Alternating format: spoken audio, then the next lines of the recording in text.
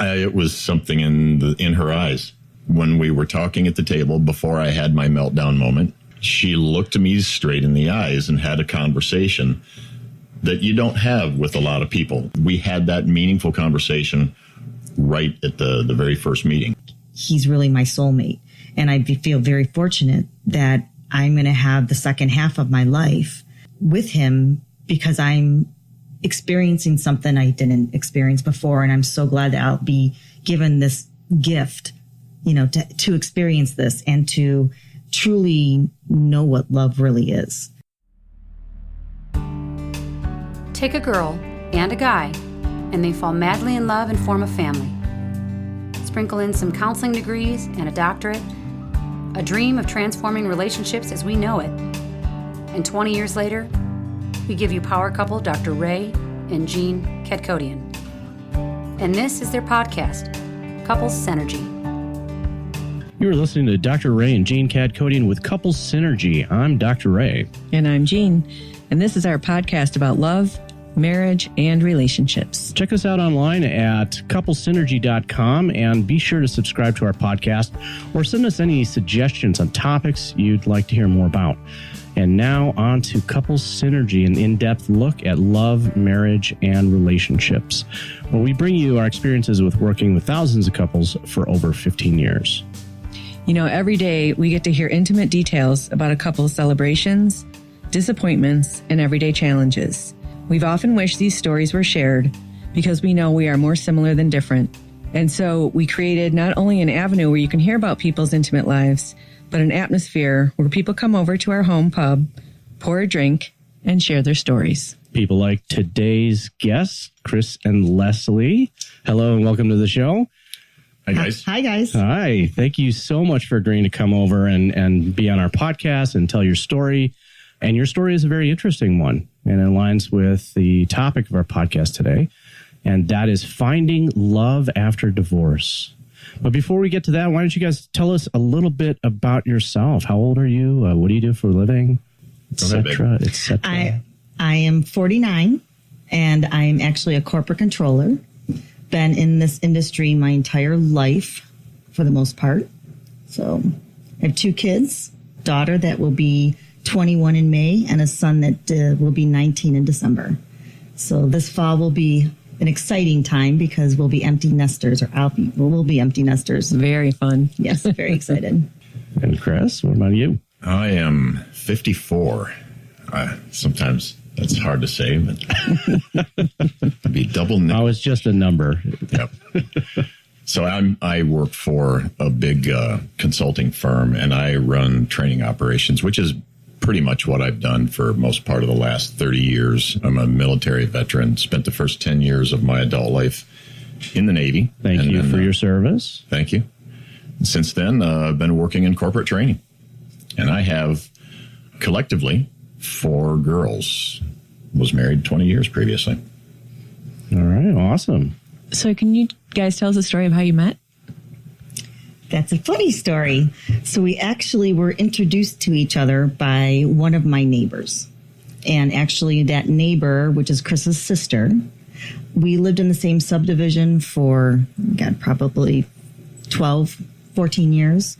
Her oldest daughter and my youngest son, or my son, were in class together.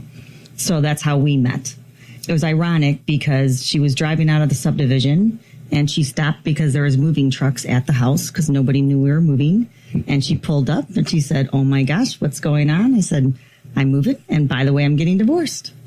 So we just connected, and her and I had started meeting, getting together. And one day she just said, "Hey, would you meet my brother? I think you guys would be a great match." And I was like, "Sure." So it took about 4 months, maybe 3-4 months for us to actually meet. I think she started that conversation with me in the fall, and we met in February, that following February. So we were introduced by a mutual family member friend. And how long ago was that? That will be 15. It was 2015. 2015. So 3 years ago. Mm-hmm. Yeah. And Cris, what was your perspective of how you guys met? Well, after I had moved out and was living on my own, my sister came to me and said, she had somebody she wanted me to meet. She thought that I'd get along really well with this person. I didn't know it was Leslie at the time. And I remember saying, no, not right now. I'm doing other things and wasn't really interested. So that's actually why things took so many months. She started talking to me, I think, in October about it. And finally in February, I said, all right, I'll get together with her. And we were invited, or I was invited to come on a Thursday night to Finn McCool's in Crystal Lake, and we were supposed to have dinner and drinks together in a setting that would be not just Leslie and I, but my sister was going to be there and some friends of theirs. And we were supposed to meet for the first time.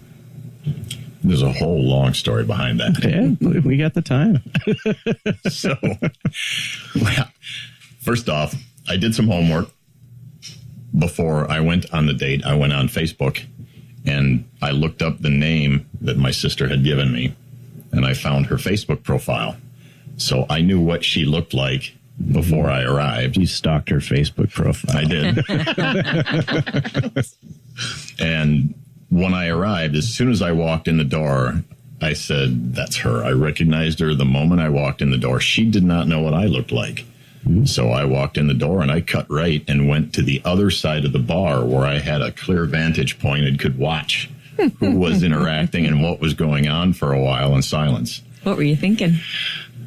Well, number one, I was waiting for my sister to get there because I was a big chicken and didn't want to go up and introduce myself. But I was just trying to observe. And I think Leslie will tell you, that's the way I enter any new situation. I usually stand off in a corner and I'll watch over top of things before I'll start to interact. And I did the same thing here. And as I was watching, I noticed another person had joined the table. And out of the corner of my eye, I saw that person walking around the bar to my left as I was still watching Leslie, and I think my sister had joined the group at this point, them not knowing that I was there. And suddenly I realized somebody was standing next to me, and it was the person who had been at the table with my sister and with Leslie. And when I looked left, it was a friend of mine who I didn't know at the time ended up being a mutual friend of Leslie's. And her name is Sue. And I said, oh my God, what are you doing here? And she hugged me and we talked. We hadn't seen each other in probably a couple of years. And she said she was at that table. And I said, you're at the table with my sister and the girl I'm supposed to be going on a date with? How do you know my sister? And well, ended up, I got up and walked over, and then we started talking at the table, and the whole table filled up quickly, and we decided we needed to move to a larger table. So we moved to a different part of the bar, sat down at the larger table, and started to get into a conversation. And at that point, Leslie says, oh, I've been to your house. I met your wife, and I spent Christmas Eve at your house.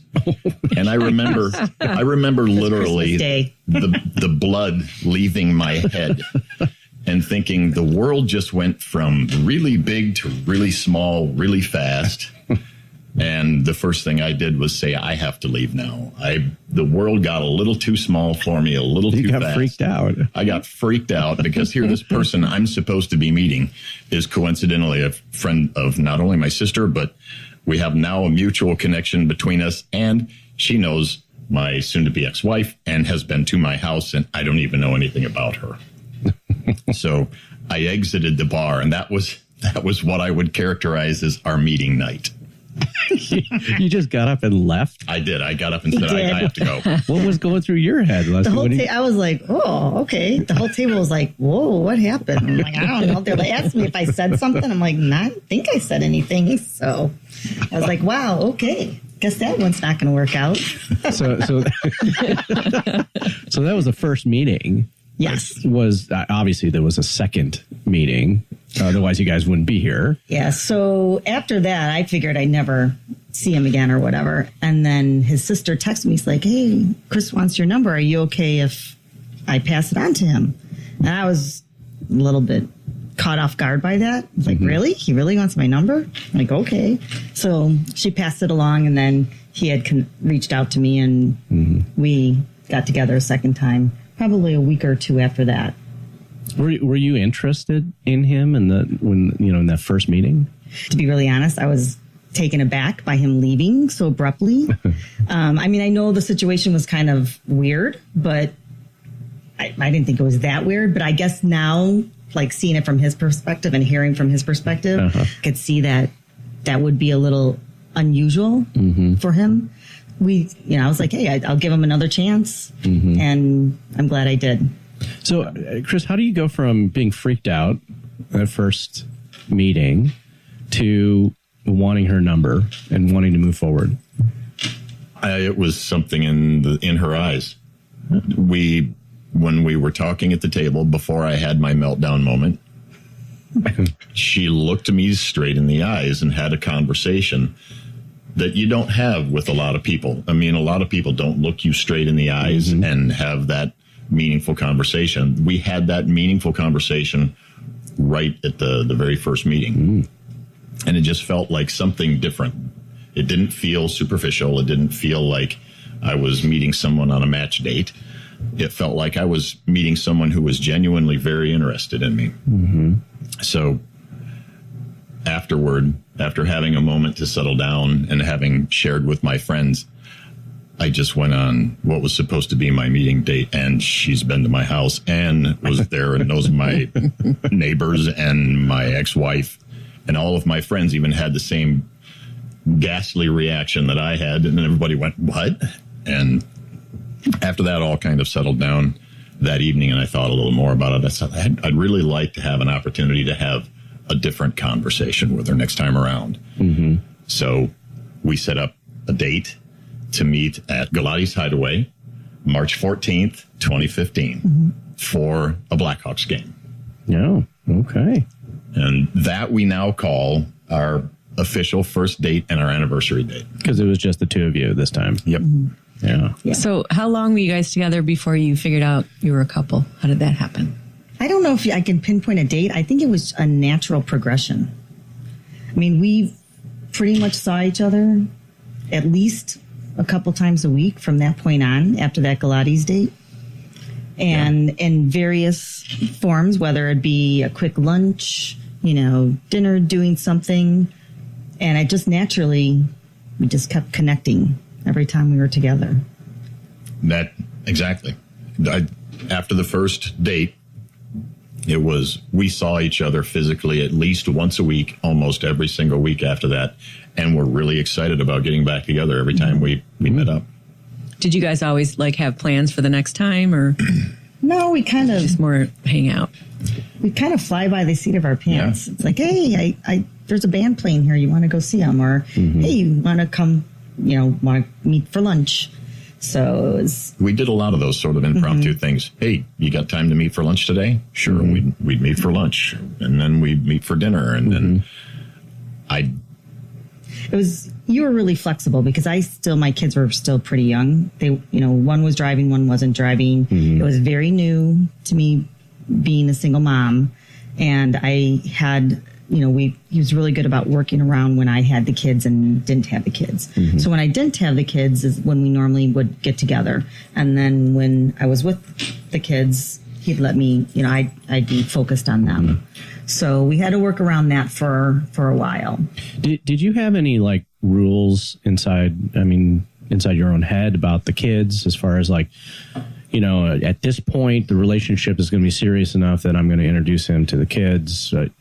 That's another unique story. So I was very, I did not want to be one of those moms that introduced my kids to 10 people or whatever the number might be. The person they were going to meet was going to be that person that I knew that I was going to spend the rest of my life with. And so Cris didn't even meet the kids for a long time. So we started dating in March. And I think the first time that we actually all did something together was probably around June or July. That's about right. So, and he was very respectful. And when I was with the kids, I really didn't. We didn't talk. We really didn't text all that much. I was really trying to be focused with the kids. And then when I knew that it was the time for them to meet him, because they had approached me we're not stupid, Mom. We know that you're dating someone, and They always know. Yeah, they know. And so I was like, all right, well, why don't what would be a fun thing for all of us to do to all meet each other? And so we ended up going to, was that level 357, 257? And 257. Yeah, 257 at Woodfield. Yeah. And I'll tell you, it was the perfect thing for us to do. And we all rode in Chris's convertible. The kids had a blast. We played games. We really, I thought we connected. It worked really well. It was a perfect timing and setting for that. So up until that, I did have rules where I had no intention of any kind of introduction until I knew it was going to be a long-term thing. To me, I think that was the turning point where we became a couple. Why would you say that? Because I think even though she and I never explicitly had the conversation around the kids, I think we just intuitively agreed. I did not want to meet her kids and impose that sort of exposure to them before we became a couple. And I think she had expressed to me that she was sensitive about that.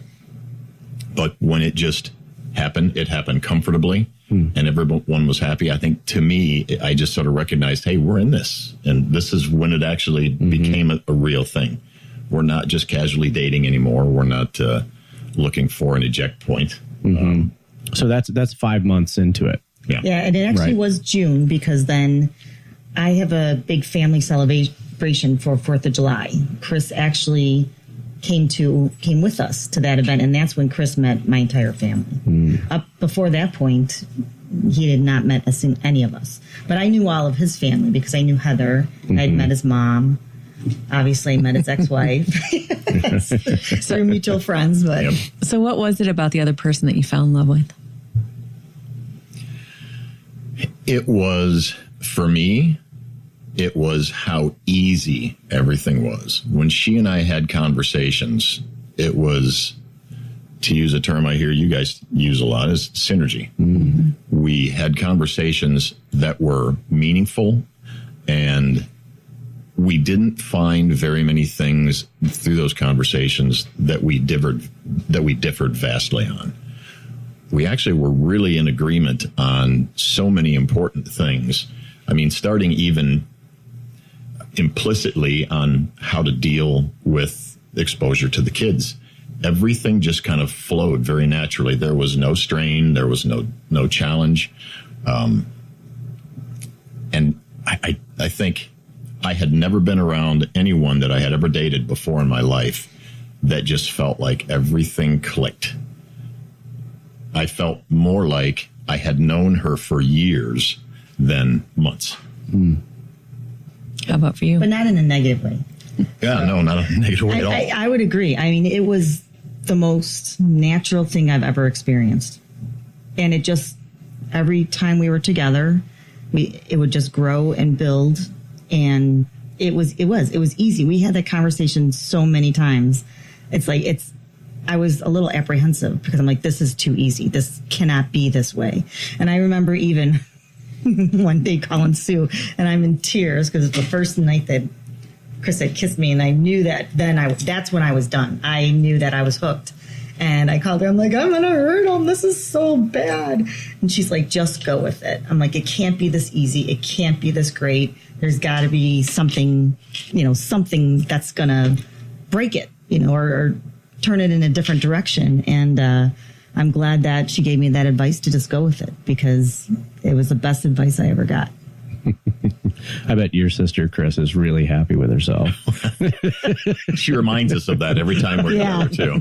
It never escapes the day, I did this for you guys, right? Yeah, she does remind us. Out of the goodness of my heart. Yeah. So here's a big question. How soon into the relationship did you have sex?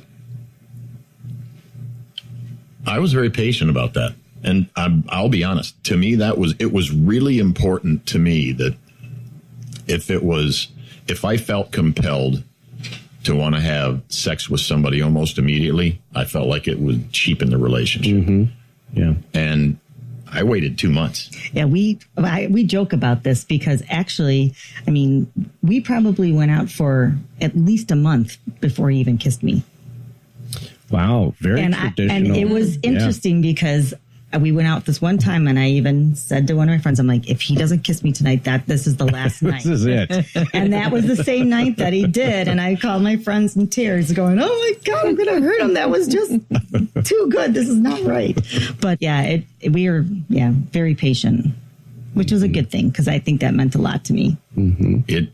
I don't think I ever specifically stated it, but it meant a lot to me that if I were willing to be patient like that, this was somebody that was worth being patient for. Mm-hmm. So it wasn't a match date. It wasn't a quick hit and run. It was, I even remember as we were going on our third and like our fourth date, I haven't kissed her yet.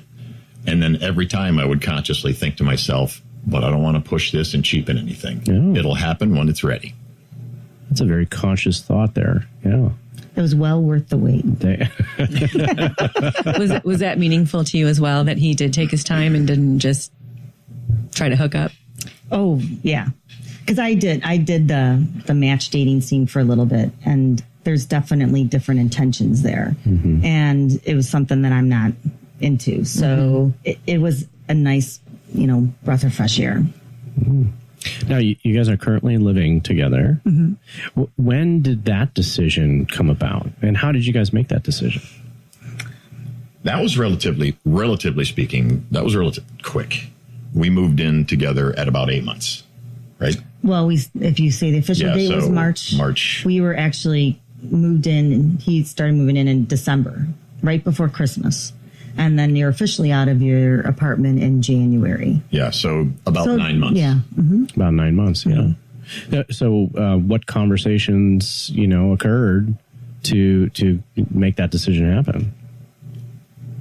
I don't remember. Do you? It was more of, I'm trying to think of if there was a conversation.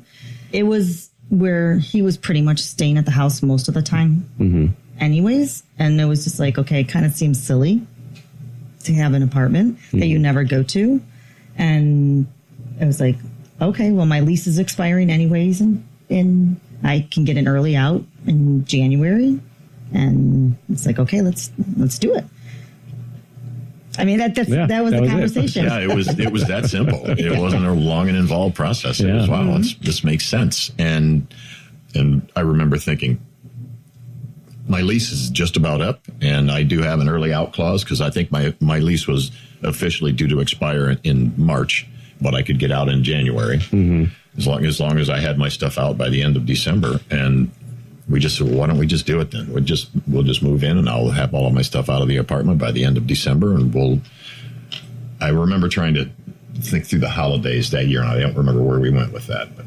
With what? With whether you're... Yeah, how we handled the holidays that year, because I was actually moving through part of December. But we had Christmas at our house, at the house. I think your family was there. I can't remember. Oh, yeah. I'm pretty sure they were there. So, how was the first sleepover with the kids? Well, that had already been happening, but that didn't start happening until well after the June date. So June, we had the first outing when we met, Chris met the kids, and then it didn't really start where you'd stay when the kids were there until a little bit of time after that.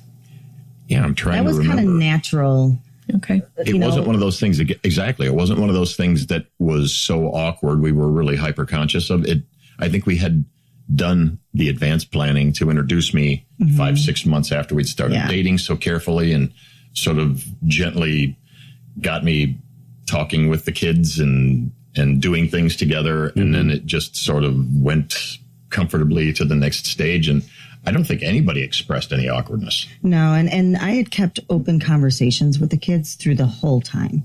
Like after they met, Chris and June, we had a lot of conversations, about him, about the relationship. And I think they knew that because I wasn't introducing many people, it was that they only had met one person, that they knew that it was something that was going to be permanent. And that made it a little bit different from their perspectives. So it just kind of naturally happened. We'd be doing something with them or whatnot. And then, you know, it ended up just, he'd stay. So, and they got comfortable about it. And I kept doing, you know, temperature checks to make sure they were comfortable with it. Okay. So, Cris, did you run into some of the same considerations with your kids as well? My kids are all out. So I had one that had moved into my apartment with me for a while, my youngest, and I had told her that I was going to be moving to Wakanda, and I actually extended the invite to her. The original plan was my youngest was going to move in alongside me, and she was going to stay in one of the bedrooms, and she just sort of elected out of it. How old was she at the time? She would have been 18. 17. Right about 17, 18. Freshman in college, she would have been. Yeah. And she just elected out. It wasn't for her, so she went and lived with her mom. And there was no tension over it. Just a decision she made. Right. Did not want to move to Wakanda. So Okay. So you both have had kind of a past before each other. And Cris, I know you have kind of a story also, a personal story and personal struggles that you've gone through as well. Maybe you guys can talk a little bit about, you know, what was going on in your life before you guys met. Well, for me, I dated briefly. Mine wasn't a particularly notable story. My marriage of 20 years ended on a really, really bad note.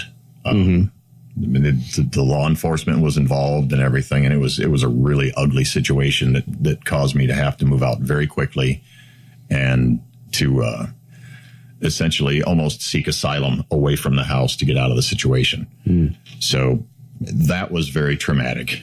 And then I just dated briefly. Did that experience color, you know, dating for you? Did it influence and affect dating? It did. It changed the way I look at how people pay respect for each other in relationship situations. Yeah. And what I mean by that is I started to pick up on key behaviors that would be red flag indicators that if I'm seeing this early on in a relationship, it's probably an indicator of a bigger problem. And I remember thinking precisely that when I was doing some dating. The person that I was dating at the time was demonstrating some of those key indicators, and I just said, okay, this is not for me. And I quickly exited that situation. Were you able to see any of those red flags in your marriage? That's a loaded question.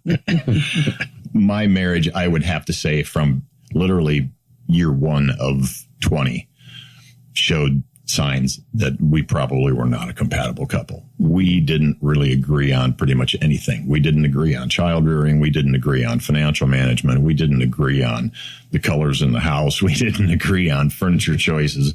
We didn't agree on anything. But how, in retrospect, how we made that work, I don't even know.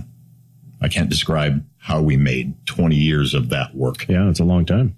And did you kind of have this, you know, upheaval in your marriage, or did you just sort of tolerate it for 20 years? And no, there was a major upheaval in my relationship. At about 16, 17 years, she had an affair.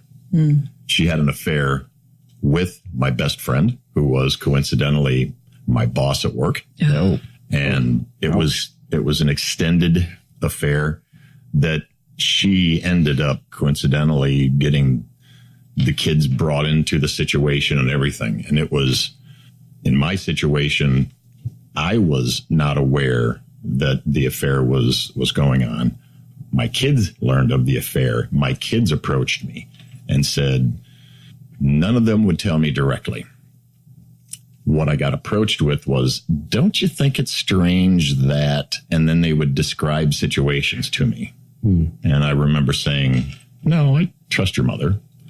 But Dad, don't you think it's odd that, and they would give me another example. No. And they're trying to give you breadcrumbs. They were trying to lead me to the water so that I would drink on my own rather than dunking my head in it. And eventually the whole thing came out. how'd you find out? Off the top of my head, I can't remember specifically how I ended up learning that it was indisputable. Oh, no, I take that back. Yes, I do. 3 of my daughters orchestrated a very, very carefully managed intervention. The oldest, who is a college graduate and very strong individual, said she would, and she was living independently in a different state at the time. She offered to fly my youngest out to spend time with her. And at the same time, to have everything set up so that when my youngest was away from the house, my now ex-wife would have to come to me and admit her affair. And the way my daughters ended up orchestrating this was they collectively got together and confronted her. I learned about this later. And they said, look, this is not what we were raised. Like, we were not raised for this, to put up this kind of behavior. We don't appreciate what you're doing. We don't approve of it. And it's time for you to fess up. The situation, evidently, I learned in retrospect that it got very heated. And she tried to tell the girls to mind their own business. And they said, no, this is our business. This is our family, too. And the girls told her, here's the bottom line. We're orchestrating it so that the youngest will be not home when you confess. And we're going to give you this many weeks. And here's the date during which the youngest will be out of town. If we don't find out that you have explicitly admitted your misgivings to Dad, then we are going to tell. Yeah. We don't want to do that. That we don't feel it's our place, but we're also not going to tolerate the behavior anymore. And that's precisely what they did. She ended up having to come to me and reluctantly admit what she had done. And at that point, I very calmly asked her to leave the house and move out. So she did. And she lived a few miles away for about 6 months. That was when things took a whole new turn and our 15-year-old ended up pregnant. Wow. So it ended up then being a situation where I had to go back to her and say, look, we've got a pregnant 15-year-old. I can't deal with this. She's living with me. I can't deal with this alone. She needs her mom in this picture too. Would you consider moving back in? And can we try to manage through this very difficult situation together? And we made that work for a couple more years. But yeah, that was a big, very trying time. Very trying. Wow. Now, when were you diagnosed? I was diagnosed with cancer March of 2016. Yeah, March of 2016. So Leslie and I were together a full year. Oh, wow. Okay. Yep. I was already living out here, living with Leslie, and had been complaining of a sore throat since the prior fall. And I told her, I've got to go in and see a doctor about this. There's something wrong here. So she actually took me in for all of my initial appointments and was there with me through the whole thing. Awesome. Let's pause on that one. I want to get back to Leslie. What was kind of happening in your life prior to you guys meeting? So in June I come from a similar background where there was some extra marital activity on the other person's behalf. And that had gone on for about 8 years, the last 8 years of the marriage. Were you aware? I was, yeah, of the first one and not the ones in between until after my detective skills, presented all the information and facts to me. So when I found out about the other activity, that was June of 2013. And I just said, I'm done. I want a divorce. We actually ended up living in the same house because the kids were still young. We didn't tell the kids until the following February, so February 14. And we lived together from that June of 13 till I moved here in Wakanda in August of 14. That was hell. That was very trying. It was very difficult. Just the transition, kind of being on your own? Or? No, it was very difficult living in the same household and not being able, or we had decided not to tell the kids until it was closer to the end of the school year. Oh, okay. So pretending, and, we did a pretty good job of, acting But of course they could sense something, and they started approaching us. And so we ended up telling them, and it was about February of 14 that we were getting divorced, and then ended up moving in August of that year, right before my son started high school here. They both went to school here in Mundelein. So that was one of the purposes of why I moved out here. My whole focus from the point when we decided to get divorced was the kids and myself. I wanted to make sure the kids were okay, but I also kind of was on a road of self-discovery. I did, a lot of therapy. I mean, I'd known my ex-husband since I was a senior in high school, and at that point, and we were already 22 years into the marriage. I didn't even know who I was anymore. So I spent a lot of time trying to figure out who that person was, what I wanted for the rest of my life from a standpoint of being an individual, as being a single parent, a single mom, as well as in a relationship. I really didn't know what I wanted. And I spent a lot of time, a long road of self-discovery to figure out what that was. And so when I moved here in Wakanda in August, it was my newfound freedom. I was ecstatic. The kids were ecstatic. I was ecstatic. I was extremely excited to be able to do this on my own, and just be an independent person. So I spent the next couple of months just acclimating to that new life, making sure that the kids were good. I was good. I started dating right before I met Cris. I kind of did a little bit of the match stuff. It was not to find a relationship, because I had already went through that self-discovery that I was A-okay with being on my own for the rest of my life, if that was going to be what that is. But I more so did the match to really identify characteristics of the opposite sex that I either wanted out of a person or not. And I'm glad I did that. I went in with different intentions that most people do. And then when, Cris and I will joke about this or comment about this all the time, that if I had met him that October, we probably wouldn't be here today, when his sister first wanted to introduce us, because I wasn't in a place. You didn't know what you wanted. I didn't know what I wanted, and I wasn't still in my place of self-discovery of who I was and what kind of partner I wanted in my life. The timing would have been way off for me. And I think it was ironic that the timing was, because by the time him and I met, I did know. And it's funny because I did have like a checklist of, I don't want a person that does this, and I don't want a person that does it, but I really like these characteristics. And that's how I knew Cris was the right person for me, because he met a lot of those characteristics of an individual I wanted to be in a relationship with long term. So when the first time you find out your husband is having an affair, how old are your kids? They were very young. My son was in kindergarten and second grade. Now, knowing what you know now, would you have done things different? And I think about that question a lot. I think it's a very common question. I think a lot of people are concerned about the kids, but then looking back, was that the best thing for the kids? Yeah. You know what? I don't know. I mean, people were shocked when they found out we were getting divorced. And you know what? And I have a great relationship with him today. I mean, he is, and I'll always say this, we were, really good friends. We are great business partners. We're great parents. We just were not a good married couple.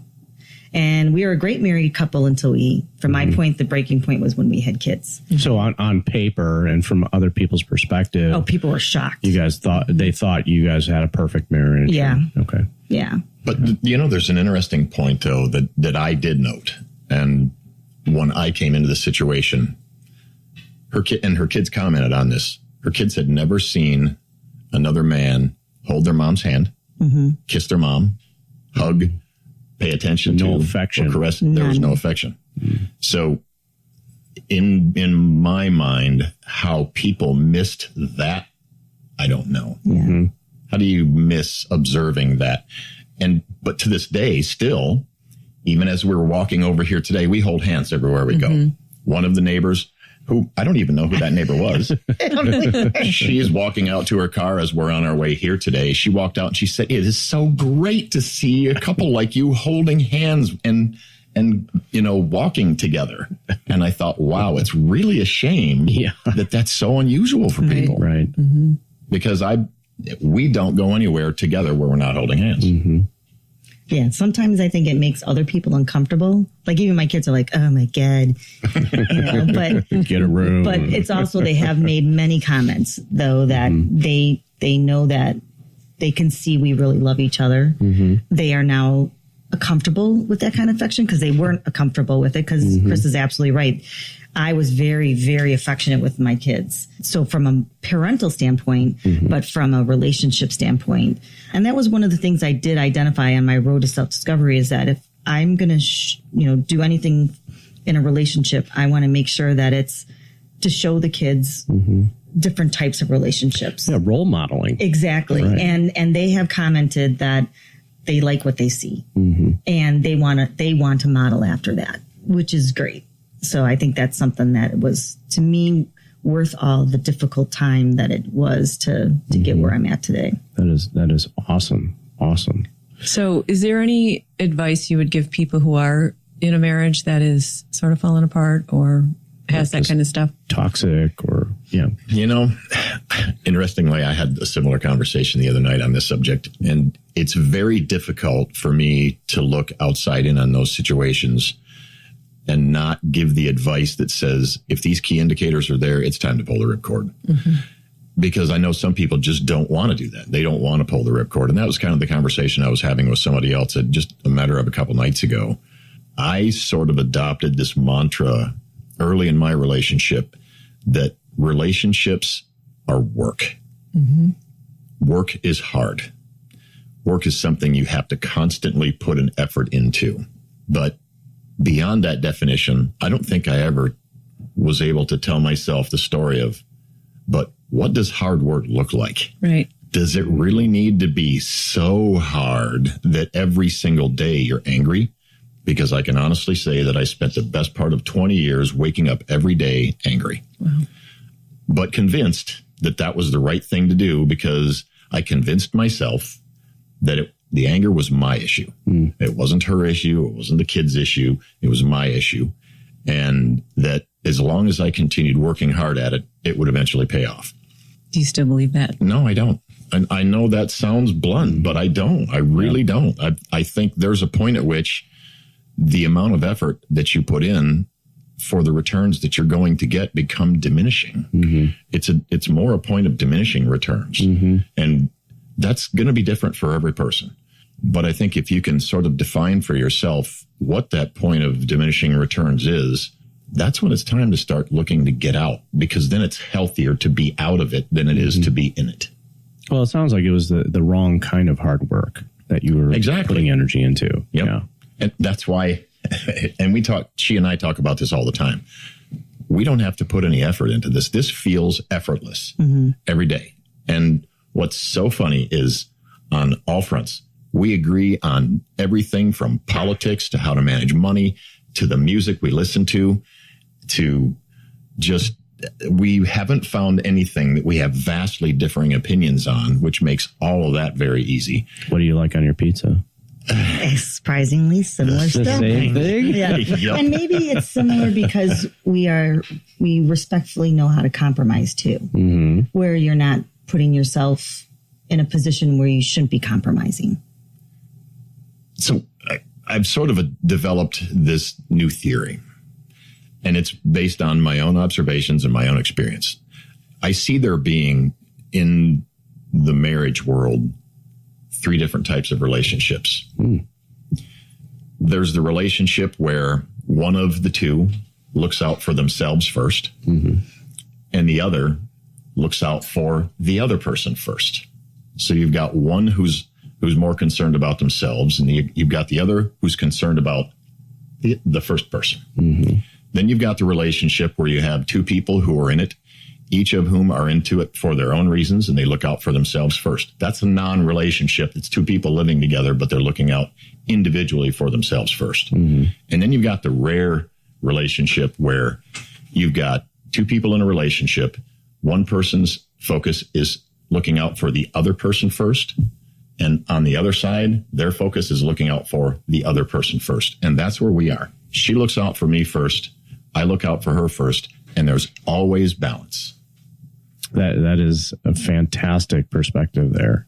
We actually have a perspective of there are 4 different types of couples. Well, look at that. Pretty close. Right. Pretty close.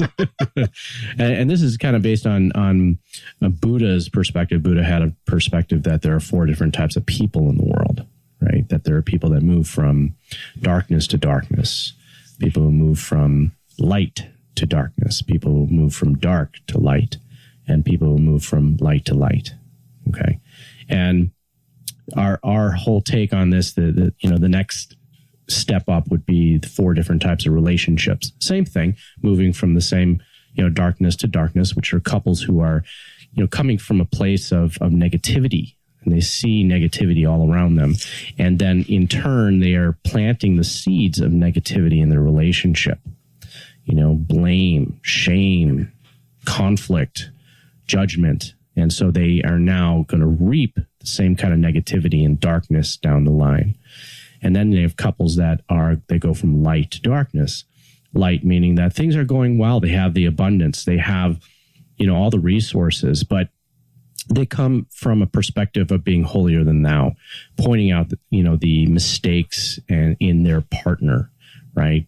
Judgment. And so now they're planting seeds that are going to lead them to darkness.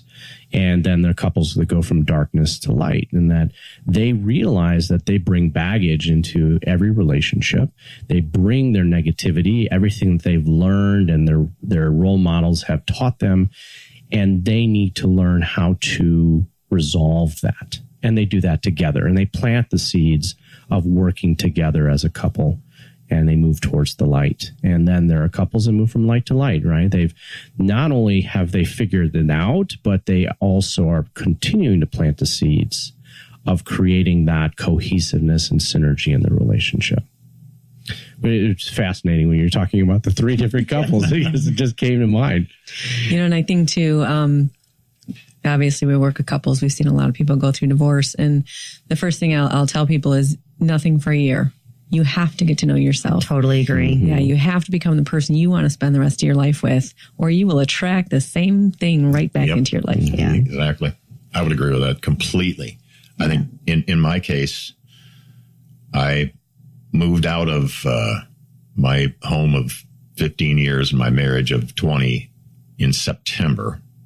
And Leslie and I started dating in March of the following year. So from that perspective, it was a little premature. But when I look back on my situation and when I define the point in time when my marriage ended, my marriage ended when my girls had to intervene to address that situation. Right. Yeah. My marriage ended in 2014. So I had actually had several years to adjust. I had to live under the same roof with the same person, but nothing ever worked again. Right. And so when I look at that 6-month gap where I was really 100% on my own, I had been on my own in my heart for much longer. Right. And I had also sought counseling and a number of other things to have sort of that self-discovery. And some of that was very deep, difficult self-reflection time that lasted for, of those a couple of years that passed there, a couple of them were within that same period of time were very difficult self-reflective times. I learned a lot from it. Yeah. I'm going to go back to, I would. I'm going to go back to a question because I don't know if I really answered it. You said, what advice would you have for someone or would I have done it when the kids were younger? And I think I wasn't ready then. For some reason, I wasn't ready, whether it be my being scared, being unsure of what the life would be without, husband and the kids and all under the same roof. I just wasn't ready. And it was, I remember that point when I was ready. And I was telling, I told him this a couple times. I went, and I said, that night, I felt like there was 100 pounds off my shoulders. Yeah. And it was the right time for me to do what I needed to do and be a strong enough person to do what I needed to do for myself and for the kids and family and for him. Mm-hmm. So, I think it's really, you really have to really dig deep and ask yourself, is now the right time, and move forward with that decision, mm-hmm. and be solid with that decision when you make that time. Right. So for me, when they were younger, it wasn't the right time. And now is the right time. And for me, I really, truly believe that the universe has a plan for us. And, I say this to Cris all the time. I mean, I think he's really my soulmate. And I feel very fortunate that I'm going to have the second half of my life with him, because I'm experiencing something I didn't experience before. And I'm so glad that I'll be given this gift, to experience this and to truly know what love really is. Mm-hmm. I really believe that. And I'm happier than I am. And going back to what you were saying, Cris, about are you the type of person that watches out for other people? And I think when you are, unfortunately, you stop watching out for yourselves. And it sounds like both of you kind of had this, your relationship is having a problem in your face kind of thing. And then you got to actually be selfish a little bit and get to figure out what actually you guys needed as individual people.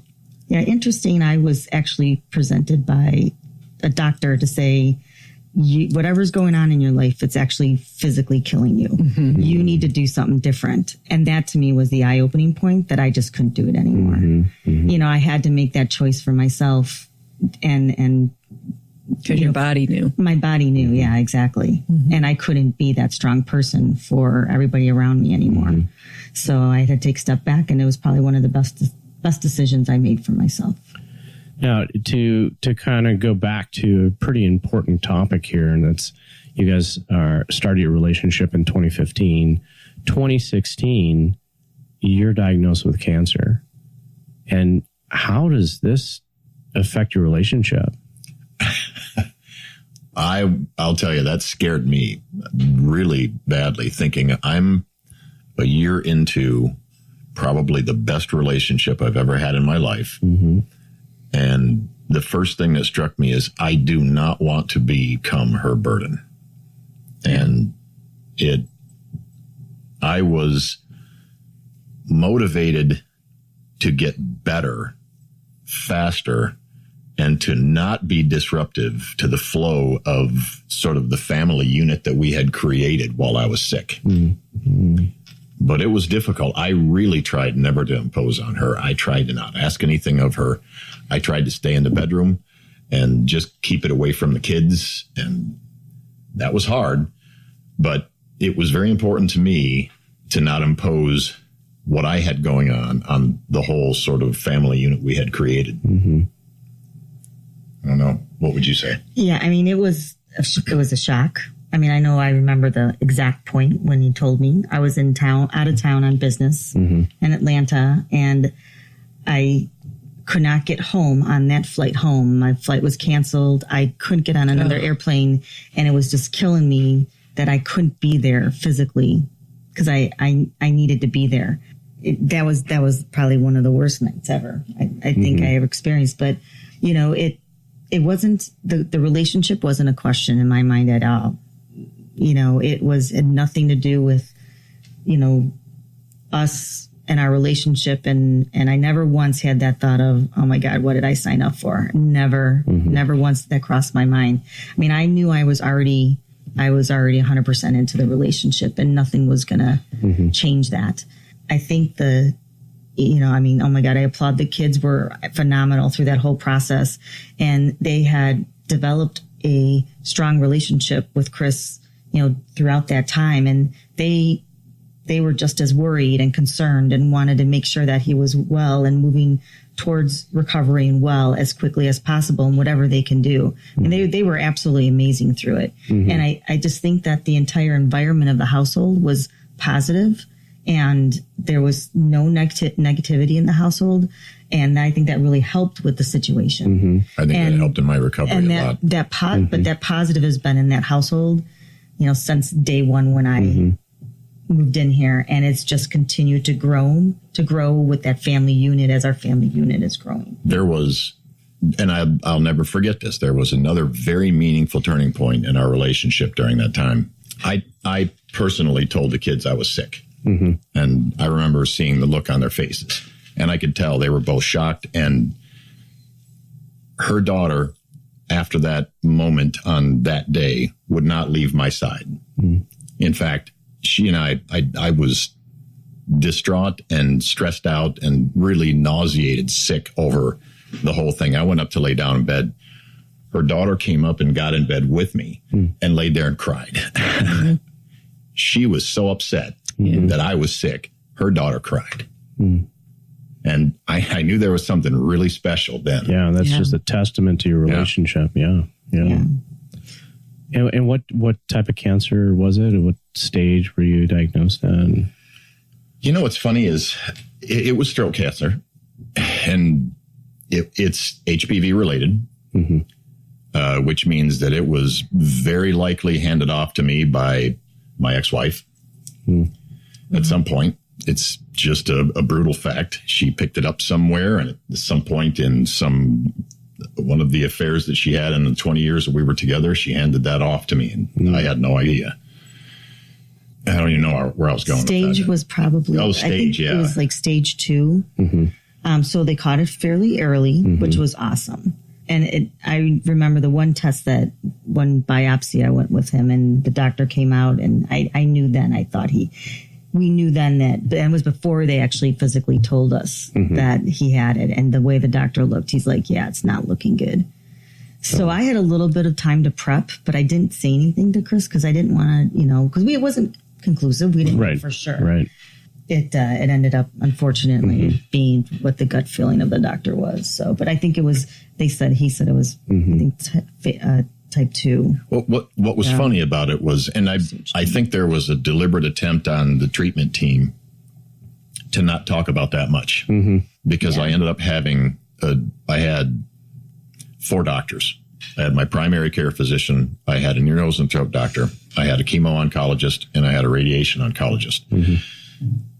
And of the many conversations I had with all of them, none of them explicitly sat me down and said, you have stage whatever. They actually avoided that part of the conversation. Right.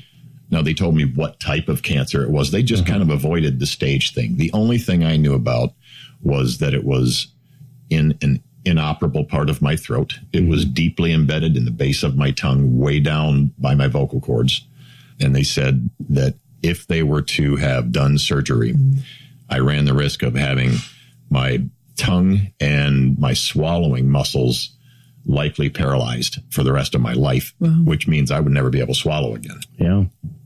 So everything was done by radiation and chemo with 100% recovery rate. So that's the good part. That's awesome. How long did that take from diagnosis to recovery? That was a journey.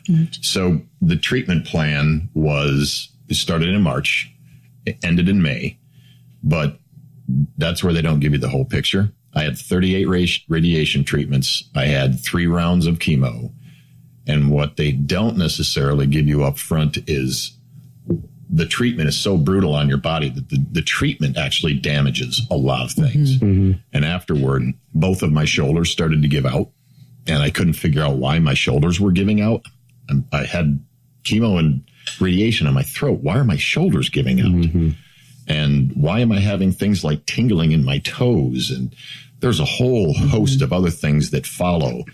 I had physical therapy and a number of other treatments to address those. So the residual effects and the following treatment that had to go with the physical therapy, the treatment for the edema that was caused by it and everything else, that went on for another 6 months. And I'd say then beyond that, probably yet another 6 months to gain enough strength back to feel like I wouldn't blow over when I walked out into the wind. So from beginning to feeling sort of whole again was a little over a year. Wow. That is quite a stressor in any relationship, let alone a relationship that has been going on for a little bit more than a year. Right. And that is just very courageous and kind of what you both had gone through, right? And being able to remain connected and strong together is very inspirational. Thank you. I never felt disconnected. I really never did. It was, like I said, I really wanted to not have my illness become disruptive to the family, but the family stayed involved. I felt like I always had a support network between Leslie, her daughter, and I've got some family in the area. So, all things considered, it was very stressful, but coming out of it, how long would you say it took before? Because you told me that you didn't see me the same way for a while because I just kind of lost my personality. Yeah. Yeah, I would say it was probably about a year. Maybe you started seeing it back in the fall. So if you finished treatment in May, then it was more towards the latter part of the fall. How did you cope with that?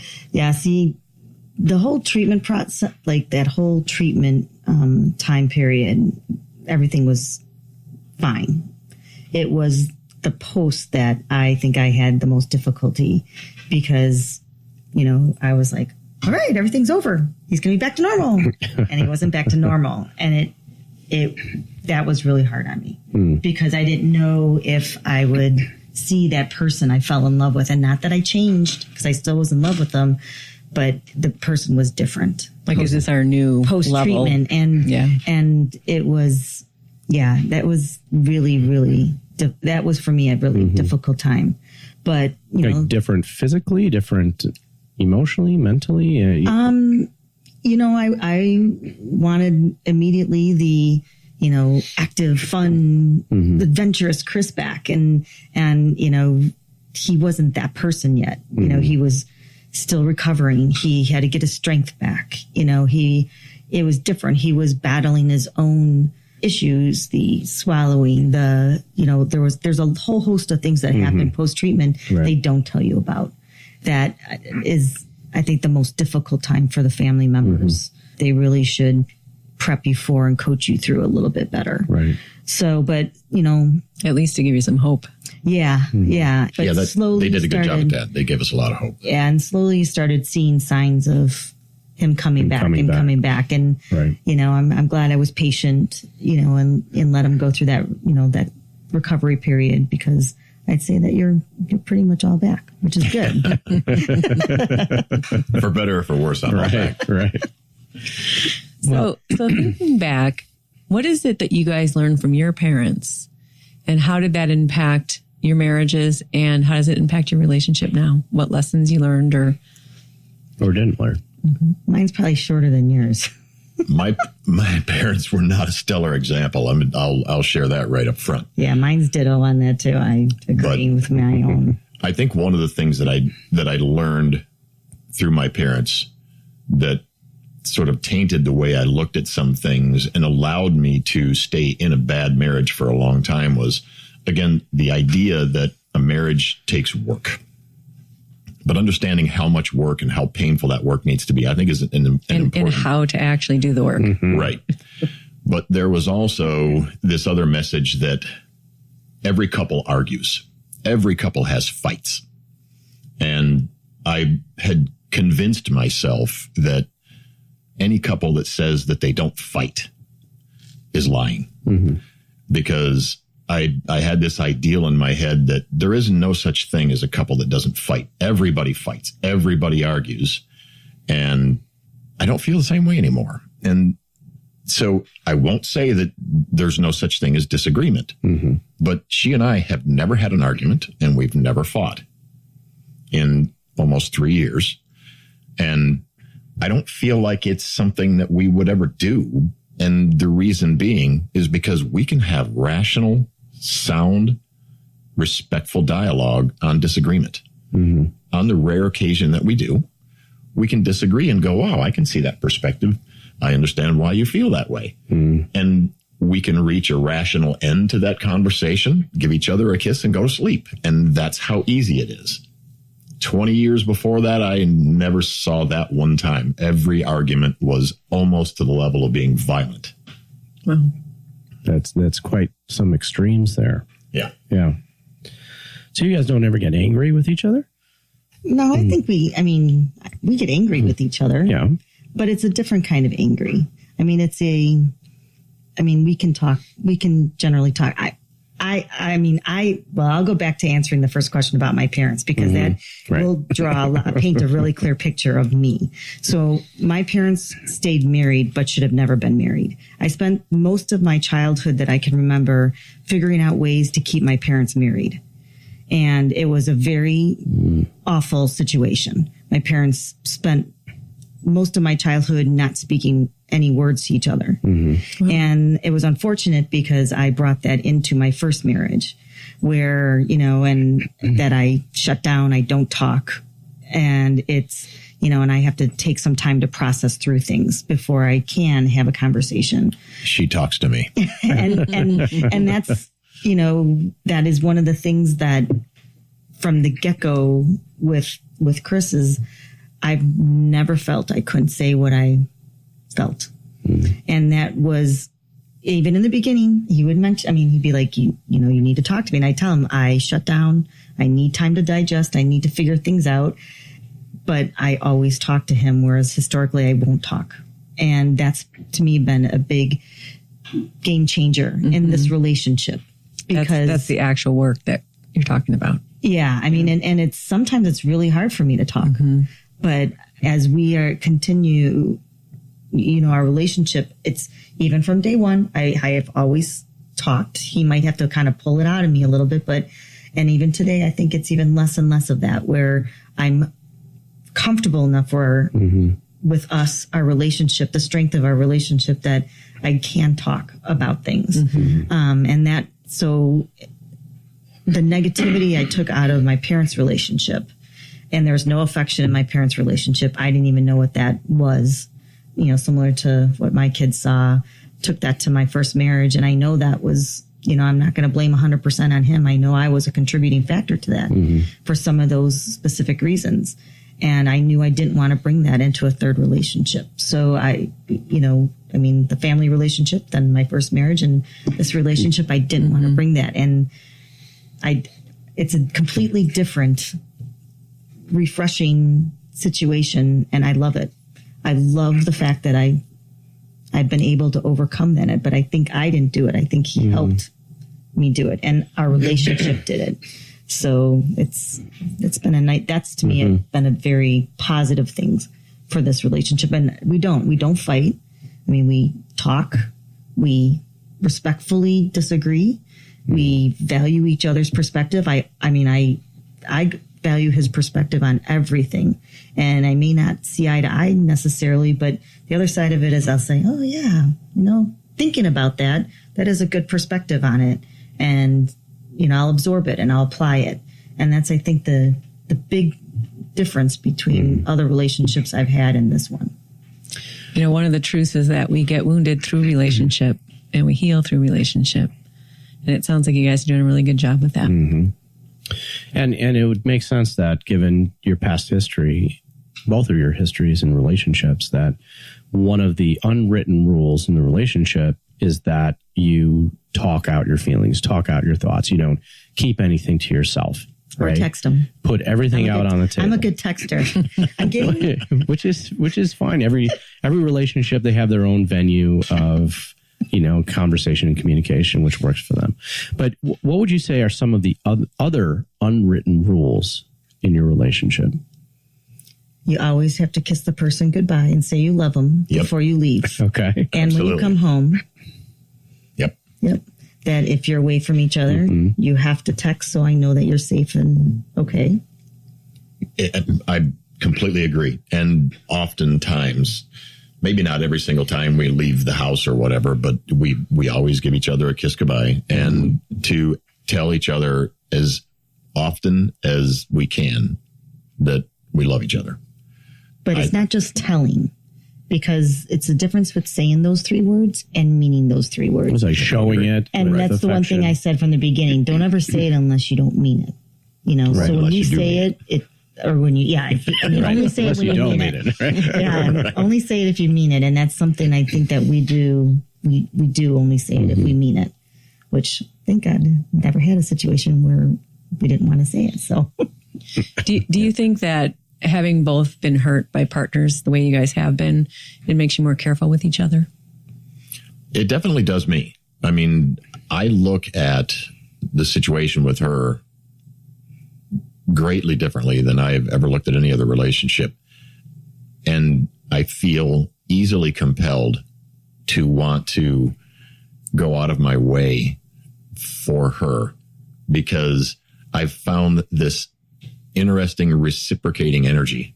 The further out of my way I go for her, the further out of her way she goes for me. And it just creates this cycle of energy that I think we both thrive on. Couple synergy. Exactly. Yep. I wasn't even trying to endorse you guys on that one. So We did not pay him to say that. So do you think it also affects how the two of you navigate friends of the opposite gender? how would you answer that? I'm trying to think how I'd answer that. I'd say yes, probably. For the most part,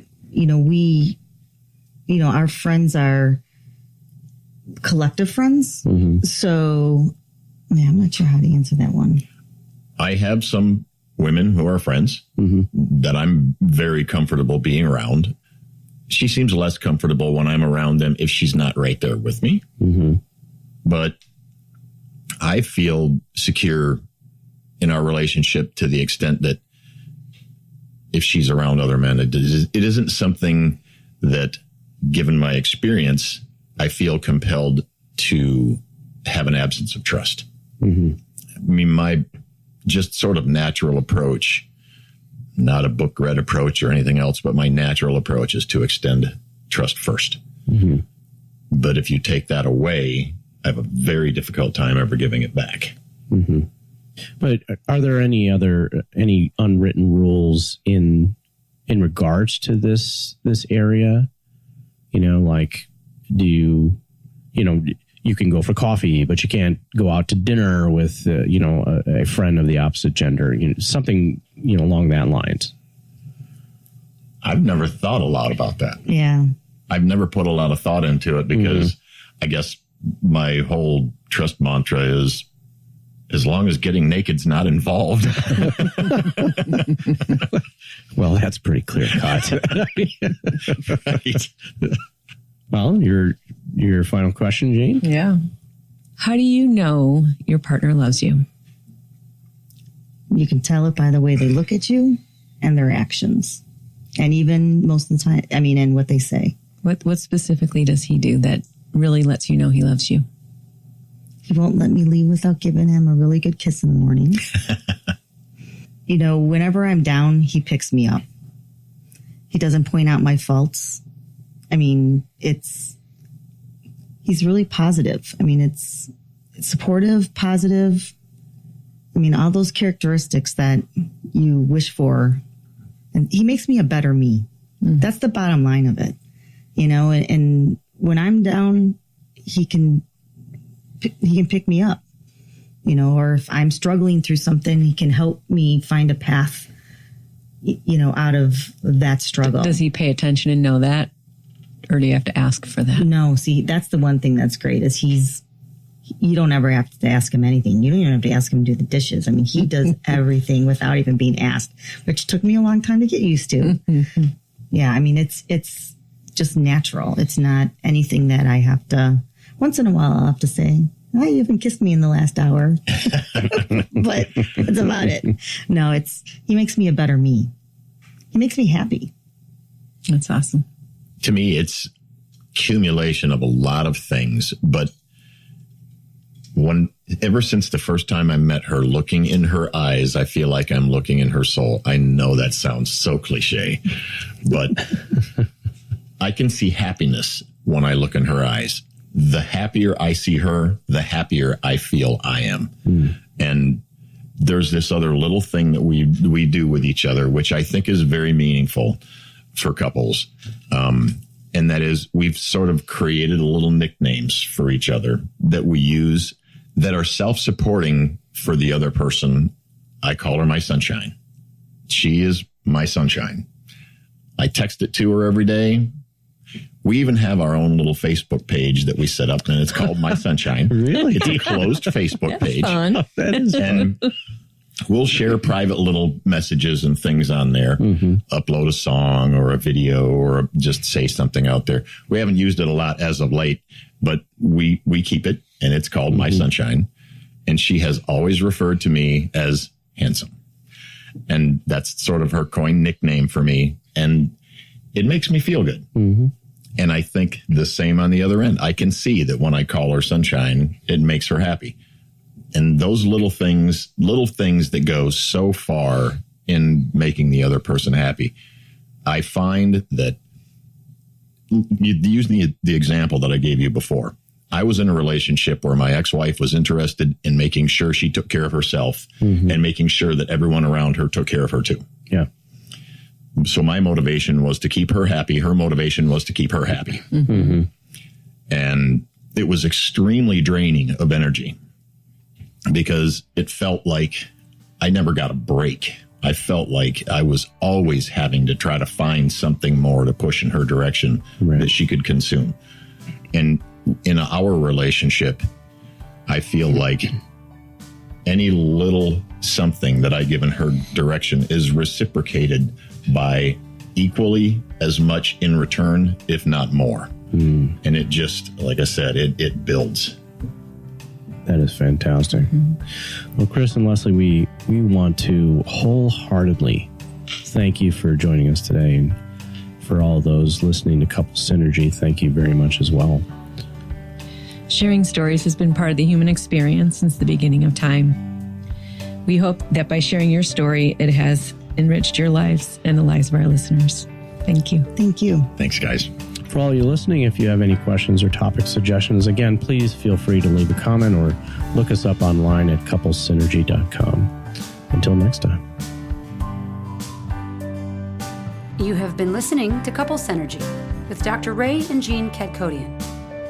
Couple Synergy was recorded, edited, and produced by Dr. Ray and Jean Kadkodian, along with Organizational Director Calvin Javier and Marketing Coordinator Bridget Reese. Voiceover and music entitled Breathe and Let Go was recorded and composed by Gina Gonzalez.